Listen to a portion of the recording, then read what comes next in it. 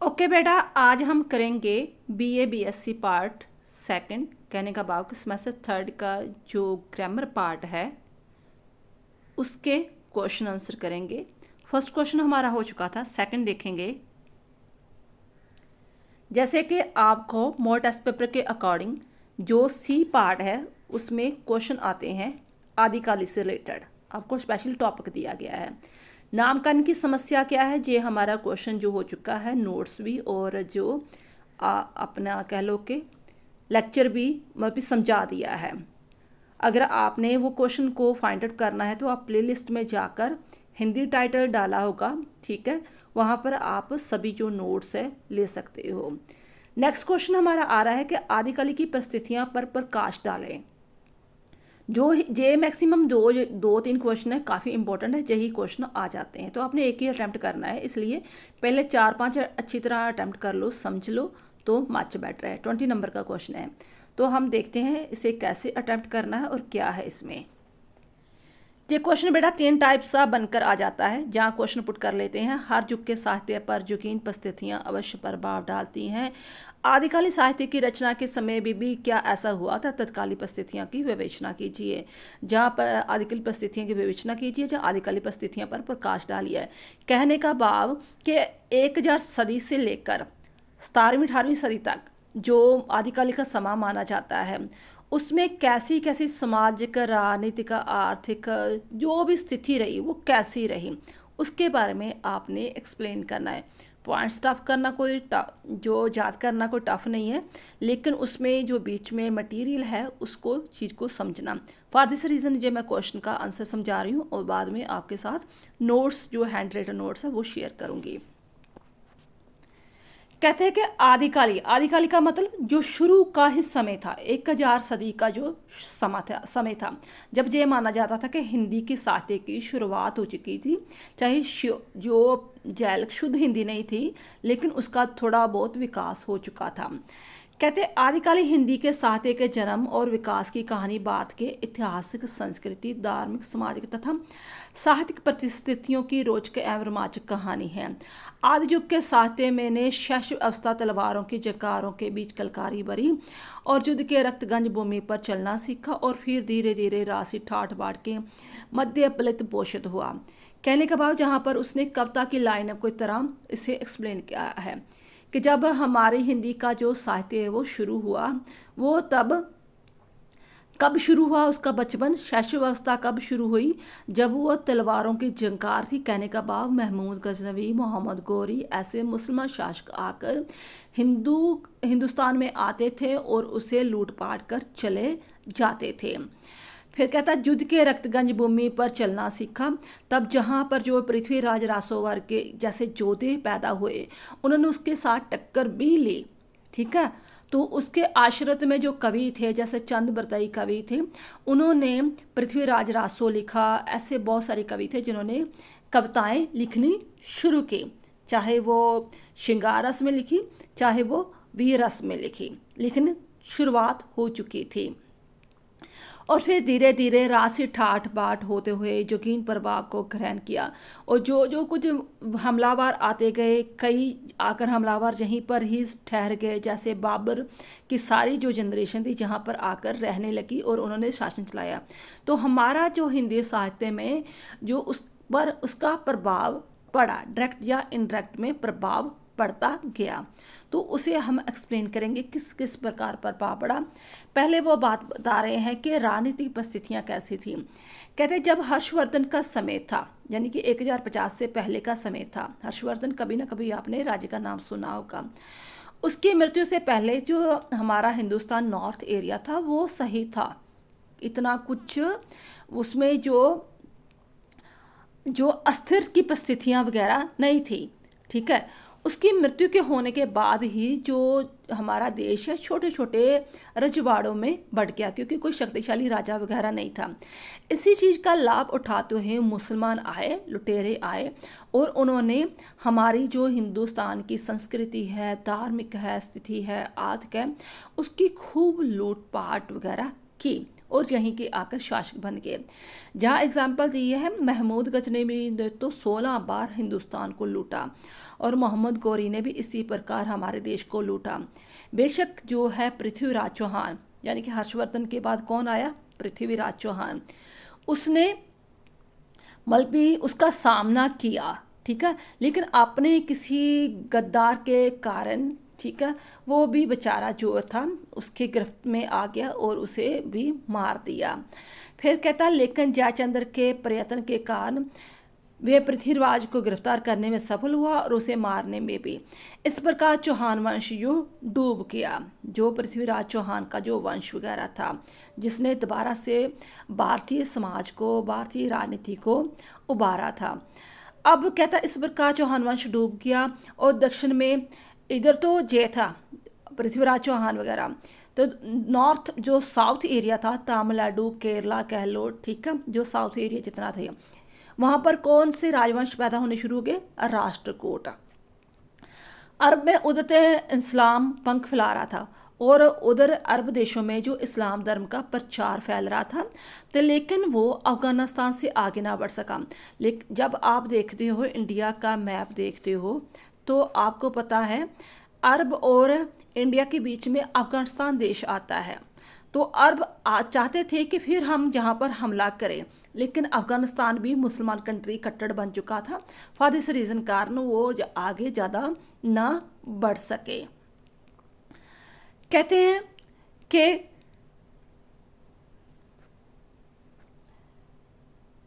पर अफ़गानिस्तान से आगे ना बढ़ सका, उसके आंख भारतीय वैभव पर लगी थी। उसे पता था कि भारत एक सोने की चिड़िया है, इतना सोना चांदी हीरे जवाहरात है इसमें, तो वो कोशिश करते थे कि हाँ भी जहाँ आकर लूटपाट और की जाए। इससे भारतीय आंतरिक अवस्था का लाभ उठाया। पहले तो आक्रमण स्थायी अधिकार पाने के उद्देश्य से नहीं, बल्कि भारत की अतुल संपत्ति के लूटने के उद्देश्य से हुआ करते थे। पहले तो यही होता था, आते थे लूट कर चले जाते थे, जैसे महमूद गजनवी हो गया, मोहम्मद गौरी हो गया। लेकिन धीरे धीरे जैसे जो बाबर था, जैसे हुमायूं था, उन्होंने भारत पर ही कब्जा करके वहीं पर शासन करना शुरू कर दिया। कई राजपूतों ने, जैसे जितने भी हरियाणा, राजस्थान जहाँ ऐसे वहाँ पर राजपूत होते हैं, है ना, ने लोहा लिया और लेकिन राजपूती खून पर इसका जो बाहरी हमलावर उन्होंने लाभ उठाया, क्योंकि राजपूत भी खुद आपस में लड़ने लगे थे, ठीक है, तो उसे उस चीज़ का उसने लाभ, जो हमलावर लाभ उठाना शुरू कर दिया। अपनी प्रतिष्ठा और आन के लिए सिंध राजपुत्र सहित मोहम्मद कासिम के द्वारा मिटा दिए गए। यह जाटों ने आक्रमणकारियों का साथ दिया। गजनी ने पंजाब, कांगड़ा, मथुरा, ग्वालियर को धराशायी कर दिया और इस प्रकार भारतीय सत्ता आक्रमणताओं के पैरों तले कुचली गई। समस्त भारत देश गुलाम बन गया। यानी कि मैक्सिमम जो था, जो हमलावर आते थे नॉर्थ एरिया से आते थे और नॉर्थ को ही लूटते थे। अब उस टाइम सामाजिक परिस्थितियाँ क्या थी, सामाजिक परिस्थितियाँ क्या थी, कहते सामाजिक दृष्टिकोण से ये काल नीचे की ओर चलने लगा था। क्यों? क्योंकि जो पहले ऋग्वेद के समय था वो बहुत उच्च समय था, सभी लोग पढ़ते थे, कोई जात प्रथा वगैरह नहीं थी, स्त्रियों की बहुत ज़्यादा शोभा थी, हर यज्ञ में उसे जो हिस्सा दिया जाता था उसकी भी स्टडी पर ध्यान दिया जाता था। पर अब क्या हो गया, अब जात पात को लेकर आपस में ही थोड़ा सा जो था प्रॉब्लम क्रिएट होनी शुरू हो गई। इसी चीज़ का फायदा बाहर वाले देशों ने उठाया। समाज में असंयम, अनैतिकता, असहयोग, विदेश कलह नगन नृत्य कर रहे थे। भारतीय समाज कई स्तरों पर बटा हुआ था, जैसे ब्राह्मण अलग कैटेगरी हो गई, क्षत्रिय हो गया, वैश्य हो गए, शूद्र हो गए। जो पढ़ाई लिखाई करते थे वो ब्राह्मण हो गए, जितनी पूजा पाठ करनी। क्षत्रिय को कह दिया कि सिर्फ आपने ही बस फौज में भर्ती होना है और देश की रक्षा करना है। वैश्यों को कह दिया कि आपने सिर्फ खेती बाड़ी करनी है ना, व्यापार करना, खेती बाड़ी करनी है।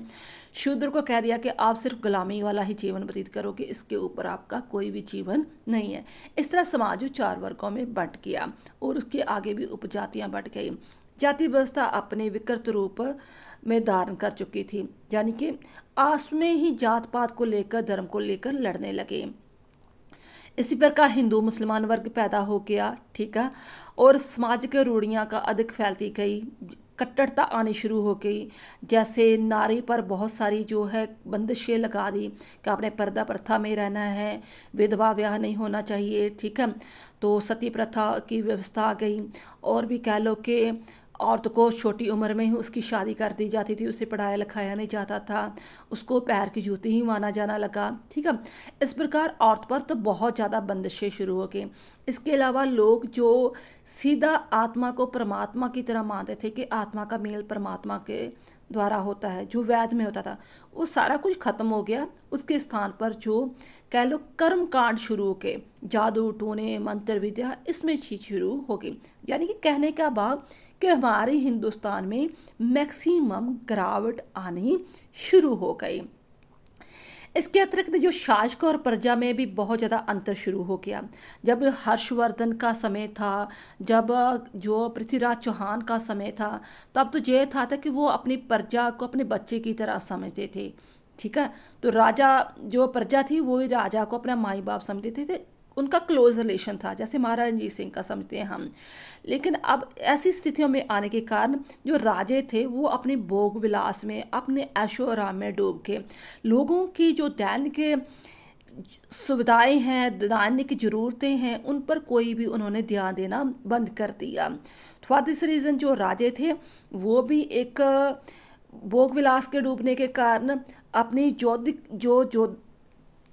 युद्ध कौशलता होती है उसमें गिरावट आनी शुरू होगी। और जो समाज था, मैक्सिमम 90% समाज था वो गरीबी में, अंधविश्वास में डूबने लगा, कर्मकांडों में डूबने लगा कि ये भगवान की बनाई हुई हमारे किस्मत है, हम ऐसे उभर नहीं सकते। तो कहता यही कारण था कि दो राजनीतिक शक्तियों के टकराव की स्थिति में किसी भी शक्ति को जन समर्थन नहीं मिल पाता था। प्रजा में कोई नृप हो हमें ना खानी भी, चाहे कोई हमलावर आए राज्य को हरा दे, राज्य को बंदी बनाकर उसे मार दे, प्रजा को कोई भी फर्क नहीं पड़ता। फर्क भी क्यों पड़े जब राजे ही उसके बारे में कुछ नहीं सोचते थे, है ना। तो प्रजा भी उसका साथ नहीं देती थी। तो इसी चीज़ का, इन कमजोरियों का जो है बाहरी हमलावरों ने खूब उसका फायदा उठाया। इस प्रकार समाज की दृष्टि से यह हाल दीनहीन अवस्था को प्राप्त कर चुका था। ये तो होगी सामाजिक परिस्थितियाँ। आगे आगे धार्मिक स्थितियाँ। कहता राजनीतिक और सामाजिक में दिखलाई पड़ने वाली अराजकता के कारण स्थिति धर्म के क्षेत्र में भी मिलती है। बहुत सारे धर्म पैदा हो गए, जैसे जो हिंदू धर्म थे वो वैष्णव और शैव धर्म में बट गए। जो बौद्ध धर्म थे उसमें भी दो धर्म आ गए, हीनयान महायान।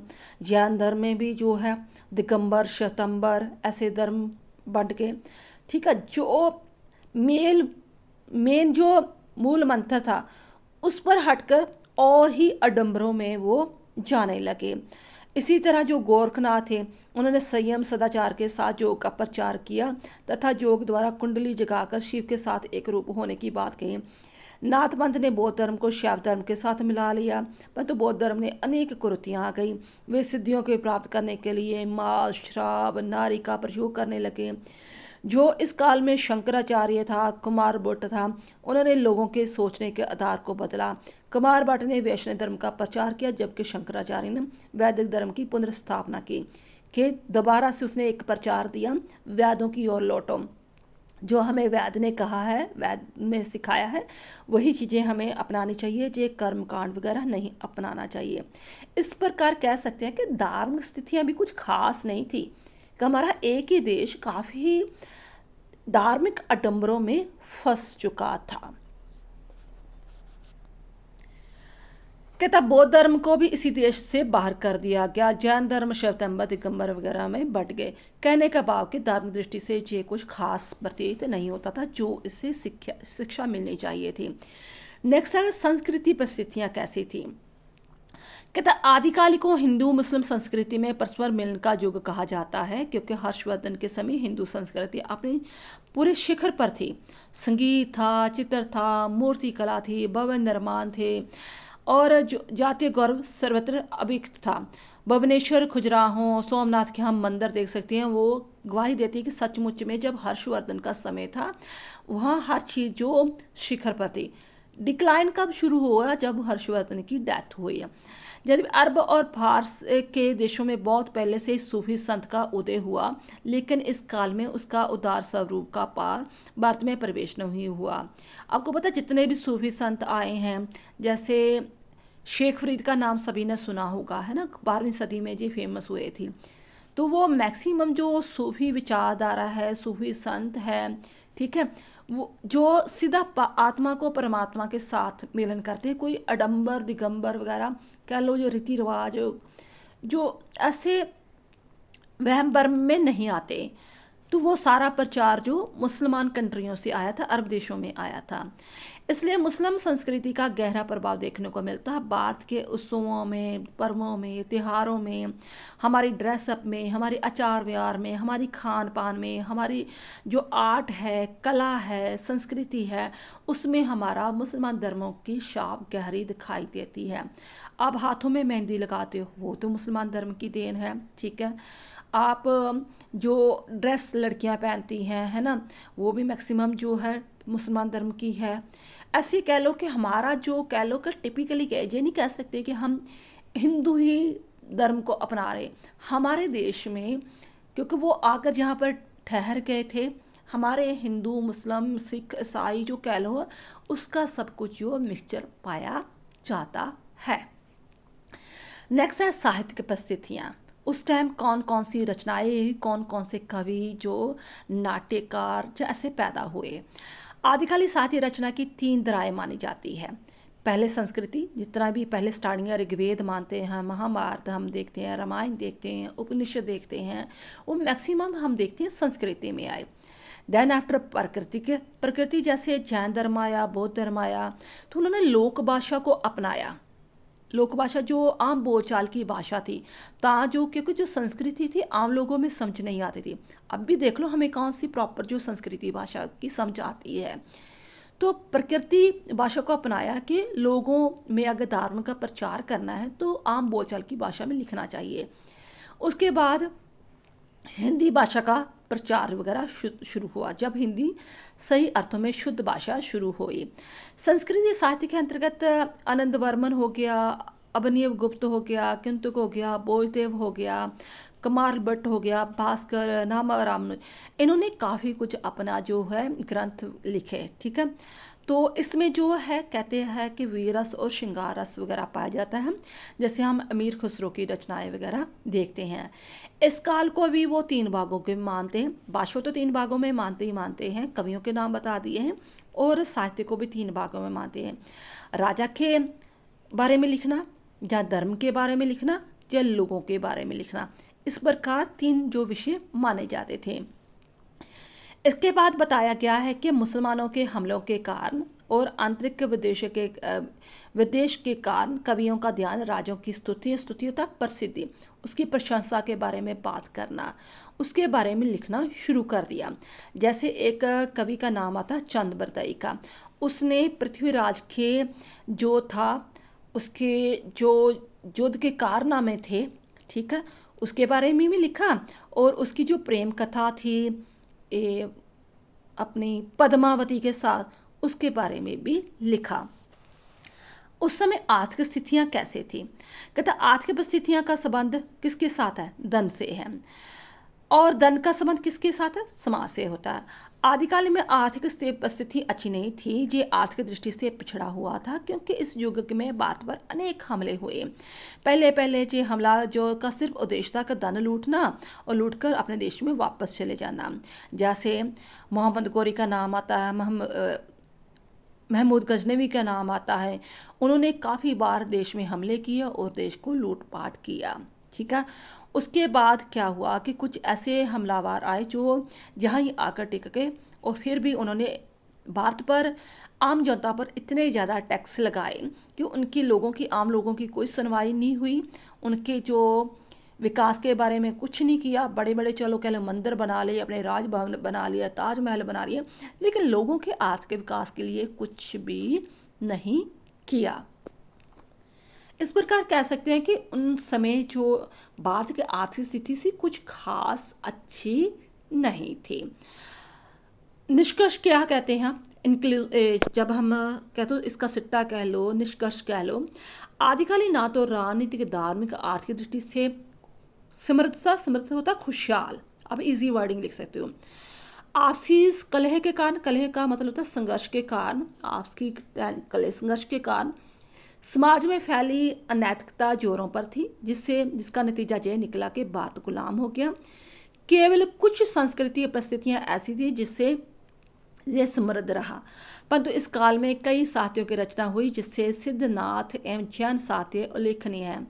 अधिकतर रचनाएं वीरता से ज़्यादा लिखी गई थी, परंतु उसमें भी श्रृंगारता का कोई सुंदर समावेश था। निष्कर्ष ये है कि ये कहा जा सकता है कि इन्हीं परिस्थितियों के कारण आदिकालीन साहित्य प्रस्तुत रूप में लिखा जा सकता है। अब नोट्स को देखो बेटा।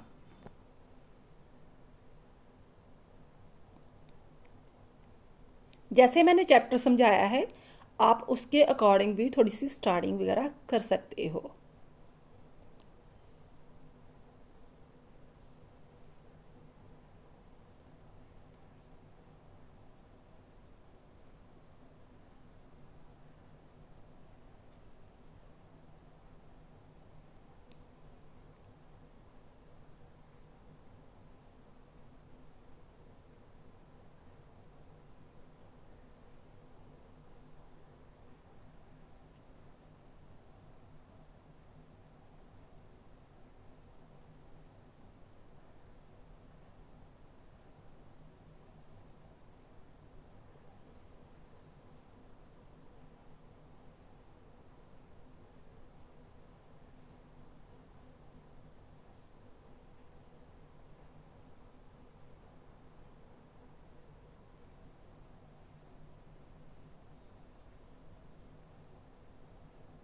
थैंक्स बेटा।